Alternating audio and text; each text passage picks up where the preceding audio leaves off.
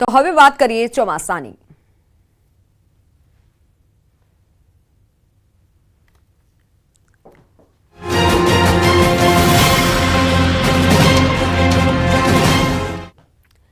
દક્ષિણ ગુજરાતમાં વરસાદી માહોલ યથાવત છે। છેવાડાના વલસાડમાં ગઈકાલથી મેઘમહેર થઈ રહી છે।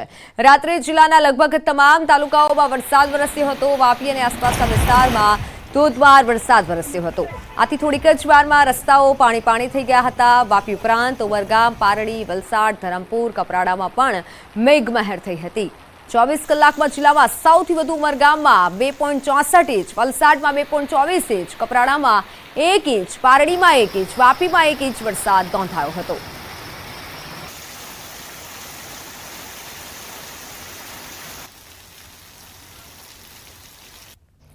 વલસાડ જિલ્લામાં વરસાદની હેલી યથાવત છે। સવારથી જિલ્લાના તમામ તાલુકાઓમાં વરસાદ નોંધાયો છે। વલસાડમાં ભારે વરસાદથી રસ્તા પાણી થયા। મોગરવાડી, છીપવાડા, ગન્નાળામાં પાણી ભરાયું। વાહન ચાલકો અને રાહદારીઓ મુશ્કેલીમાં મુકાયા હતા। આજે પણ જિલ્લામાં ભારે વરસાદની હવામાન વિભાગની આગાહી છે।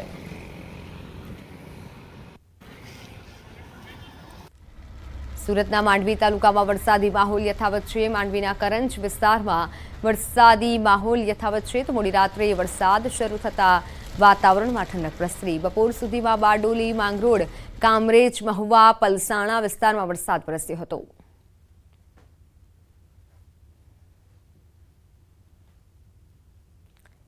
પંચમહાલના યાત્રાધામ પાવાગઢના વાતાવરણમાં પલટો આવ્યો। વહેલી સવારથી ગાઢ ધુમ્મસ સાથે આહલાદક વાતાવરણ સર્જાયું। હિલ સ્ટેશન જેવા માહોલ વચ્ચે ભક્તો માતાજીના દર્શન કરી રહ્યા છે।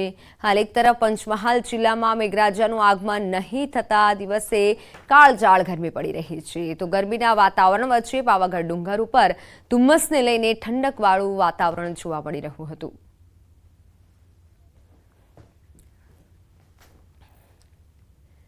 પાંચ દિવસ ગુજરાતમાં તોડી નાખે તેવો વરસાદ પડશે। સૌરાષ્ટ્ર અને દક્ષિણ ગુજરાતમાં ડેમો છલકાશે। દક્ષિણ ગુજરાત અને સૌરાષ્ટ્રમાં ચોમાસાએ રંગ પકડી લીધો છે, પરંતુ અન્ય જિલ્લાઓમાં હજુ વરસાદ રાહ જોડાવી રહ્યો છે। પરંતુ ખેડૂતો હવે ચિંતા કરવાની જરૂર નથી। આજથી 5 દિવસ આખા ગુજરાતમાં વરસાદ કડાકા ભડાકા સાથે તૂટી પડશે। નદીઓ ગાંડી તૂર બનશે, ડેમો છલોછલ થઈ જશે, ખેતરો પાણીથી તરબોળ થઈ જશે। એક પણ ગામ વરસાદ વગર કોરું નહીં રહે। રાજ્યભરને ધમરોળી નાખશે વરસાદ। હવામાન વિભાગે ગુજરાતમાં 5 દિવસ ભારેથી ભારે વરસાદની આગાહી કરી છે। હવામાન વિભાગે આગાહી કરી છે કે સાયક્લોનિક સર્ક્યુલેશન સક્રિય થતાં ભારે વરસાદ પડશે। ગાંધીનગર, આણંદ, પંચમહાલ, અમદાવાદ, મહેસાણા સહિતના જિલ્લાઓમાં વરસાદની આગાહી કરાઈ છે। હાલ ચોમાસાની ગતિ નવસારીમાં સ્થિર છે। બંગાળ ઉપસાગરનો ભેજ ગુજરાત તરફ હજી પહોંચી શક્યો નથી। હાલમાં દક્ષિણ ગોળાર્ધમાંથી વિષુવવૃત્ત ઓળંગી પૂર્વ આફ્રિકાથી હાલમાં તેજ ગતિના પવન ફૂંકાઈ રહ્યા છે। પવનની ગતિના કારણે વરસાદ નથી થઈ રહ્યો, પણ હવે મેહુલિયો મન મૂકીને તૂટી પડશે। આગાહી મુજબ 20 જૂને અરવલ્લી, દાહોદ, મહીસાગર, વડોદરા, છોટાઉદેપુર, નર્મદા, ભરૂચ, સુરત, ડાંગ, નવસારી, વલસાડ, તાપી, દમણ, દાદરાનગર હવેલી, જૂનાગઢ, અમરેલી, ભાવનગર, ગીર સોમનાથમાં વરસાદ પડી શકે છે। 21 જૂને પંચમહાલ, દાહોદ, છોટાઉદેપુર, નર્મદા, ભરૂચ, સુરત, ડાંગ, નવસારી, વલસાડ, દાદરાનગર હવેલી, તાપી, જૂનાગઢ, અમરેલી, ભાવનગર, ગીર સોમનાથ, દીવમાં વરસાદની આગાહી છે। 22 જૂને સાબરકાંઠા, અરવલ્લી, પંચમહાલ, દાહોદ, મહીસાગર, વડોદરા, છોટાઉદેપુર, સુરત, ડાંગ, નવસારી, વલસાડ, દમણ, દાદરાનગર હવેલી, જૂનાગઢ, અમરેલી, ભાવનગર, ગીર સોમનાથ, દીવમાં પણ વરસાદની આગાહી છે। બનાસકાંઠા, સાબરકાંઠામાં 23 જૂને પંચમહાલ, અરવલ્લી, દાહોદ, મહીસાગર, વડોદરા, નર્મદા, ભરૂચ, નવસારી, વલસાડ, તાપી, દમણ, દાદરાનગર હવેલી, અમરેલી, ભાવનગર, ગીર સોમનાથ, દીવમાં વરસાદની આગાહી છે। 24 જૂને અરવલ્લી, પંચમહાલ, દાહોદ, મહીસાગર, વડોદરા, છોટાઉદેપુર, નર્મદા, ભરૂચ, સુરત, ડાંગ, નવસારી, વલસાડ, તાપી, દમણ, દાદરાનગર હવેલી, અમરેલી, ભાવનગર, ગીર સોમનાથ, દીવમાં વરસાદની આગાહી છે। તો 25 જૂને ગાંધીનગર, અરવલ્લી, અમદાવાદ, પંચમહાલ, દાહોદ, મહીસાગર, વડોદરા, છોટાઉદેપુર, ભરૂચ, સુરત, ડાંગ, નવસારી, વલસાડ, તાપી, દમણ, દાદરાનગર હવેલી, પોરબંદર, જૂનાગઢ, અમરેલી, ભાવનગર, ગીર સોમનાથ, દીવમાં વરસાદની આગાહી છે। જૂનાગઢ સાંસદ રાજેશ ચુડાસમા આક્રમક મૂડમાં જોવા મળ્યા। વિરોધીઓને ચેતવણી આપી છે। કહ્યું, મેં આ વિસ્તારમાંથી અનેક કામો કર્યા છે, છતાં કેટલાક લોકોને ખાટા ઓડકાર આવ્યા છે જે હવે નહીં આવે। ભારતીય જનતા પાર્ટી ભલે હિસાબ કરે કે ન કરે, પણ હું હિસાબ કરીશ। મને જે નડ્યા તેને હું 5 વર્ષમાં છોડીશ નહીં તેવી ચેતવણી આપી દીધી છે। પ્રાચી તીર્થ ખાતે યોજાયેલા અભિવાદન કાર્યક્રમમાં વિરોધીઓને તેમણે આ ચેતવણી આપી છે. આ 10 વર્ષમાં તમને જે કોઈ પણ ખાટા ઓટકાર આવ્યા હોય એ એક પણ ખાટો ઓટકાર આવનારા સમયમાં નહીં આવવો દો. ભગવાન માધવરાયની સાક્ષીએ કહું અને એ પણ કહું છું કે ભારતીય જનતા પાર્ટી હિસાબ કરે કે ના કરે, પણ હું આ 5 વર્ષમાં મને જે નડ્યા છે એમને મૂકવાનો નથી. એ પણ આ જાહેર મંચથી કહું છું. તો મોરબીમાં એમએલએ અને અધિકારી પર મોટો એમએલએ આરોપ લગાવ્યો છે. કાંતિ અમૃતિયાએ આરોપ લગાવ્યા છે સિંચાઈ વિભાગના અધિકારી પર પાણી બગાડના આક્ષેપ લગાવ્યા છે. માળિયાના ધારાસભ્યનો વિડીયો વાયરલ થયો છે. એમએલએને પાણી માટે ભીખ માંગવી પડે તે ન ચાલે. સુરેન્દ્રનગરના ઢાંકી પમ્પિંગ સ્ટેશનથી છોડવામાં આવતું પાણી મોરબી સુધી પહોંચતું નથી. અધિકારીઓની રહેમ રાહ હેઠળ પાણી ચોરી થઈ રહ્યા હોવાના આરોપ લગાવ્યા છે. એમએલએ કાંતિ અમૃતિયાએ અધિકારીઓ પર આક્ષેપ કર્યા છે. મોરબી જિલ્લામાં થોડુંક મચ્છુમાં પાણી આવે, બ્રાહ્મણીમાં આવે, એ વપરાઈ જાય છે. તો એ પાણીનો જે બગાડ થાય છે, ખૂબ જ બગાડ થાય. અધિકારીની બેદરકારી, બખનડી હાલતી હોય, ગેટ ઊંચા કરી નાખે કે દર વરે અમારે ધારાસભ્યને કેનાલ ઉપર જઈ અને પાણીની ભીખ માગવી પડે, આ બધું બંધ કરવું જોઈએ.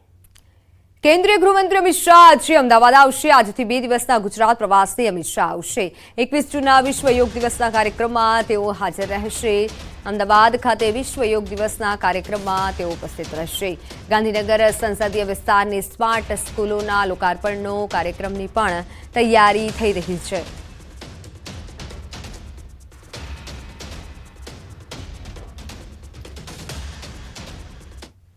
અમદાવાદના ગોમતીપુરમાં જાહેરમાં ખૂની ખેલ ખેલાયો છે. બેની જાહેરમાં હત્યા કરવામાં આવી. ત્રીજો વ્યક્તિ સારવાર હેઠળ છે. ગોમતીપુરના હાથીખાઈ ગાર્ડન પાસે અંગત અદાવતમાં હત્યા થઈ. તલવારના ઘા મારી હત્યા કરવામાં આવી.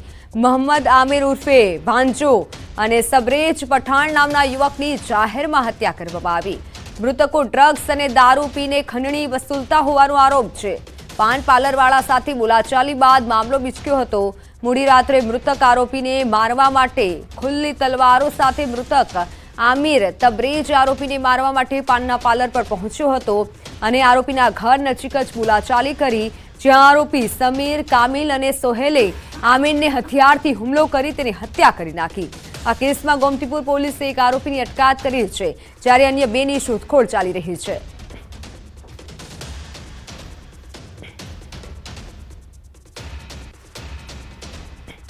અમદાવાદના ગોમતીપુર વિસ્તારની અંદર ગત મોડી રાતે ડબલ મર્ડરની ઘટના સામે આવી છે. માત્ર એક માથાકૂટ થઈ પાનના ગલ્લા ઉપર અને આખો હત્યાનો ખેલ છે તે અહીં જોવા મળી રહ્યો હતો. ગોમતીપુર વિસ્તારના હાથીખાઈ ગાર્ડન છે તેની પાસેની આ ઘટના છે. બીજું શું કઈ રીતે લોહલહાણ કરવામાં આવ્યા હતા અને કઈ રીતે હત્યા છે કરવામાં આવી હતી. હત્યા ખાસ કરીને તલવાર અને એવા ઘા માર્યા તેના કારણે તે અહીં જ તેનું મૃત્યુ થયું હતું. જે મોહમ્મદ આમિર ઉર્ફ ભાંજો અને સબરેજ પઠાણની જાહેરમાં હત્યા કરવામાં આવી છે. ગોમતીપુર પોલીસે સમગ્ર ગુનો હાલ નોંધ્યો છે અને માની શકાય કે 2 આરોપી ગણવામાં આવ્યા છે. એક છે સમીર અને બીજો છે કમિલ. આ બંને સામે હાલ ગુનો નોંધી પોલીસે વધુ તપાસ હાથ ધરી છે. એક આરોપીની હાલ અટકાયત પણ કરવામાં આવી છે. પરંતુ સાથે એ પણ જાણવા મળી રહ્યું છે કે જે રીતે પાનના ગલ્લા પાસે વાતચીત થાય છે, ત્યારબાદ એક માથાકૂટ થાય. માથાકૂટની અંદર આખી જે ઘટના છે એ હત્યા સુધી પહોંચે છે અને આ બંને જે હત્યા થઈ છે, બંને લોકો પણ ક્યાંક ને ક્યાંક ગુના સાથે જોડાયેલા હતા. મુખ્યત્વે તેઓ દારૂ અને ડ્રગ્સના ગુના સાથે પણ તેઓ જોડાયેલા હતા. તેના કારણે પણ પોલીસે વધુ તપાસ હાથ ધરી છે અને સાથે જ જે 2 આરોપી છે તેમાંથી એક આરોપીની અટકાયત કરી વધુ તપાસ હાથ ધરી છે. અને ચોક્કસ એ માની શકાય ગોમતીપુર વિસ્તારની અંદર ગત મોડી રાતે ખાલી એક સામાન્ય એવી બાબતની અંદર આખો અંજામ છે તે હત્યા સુધી પહોંચી ગયો છે. ક્ષણિક મહેતા સાથે પ્રણવ પટેલ, ન્યૂઝ 18.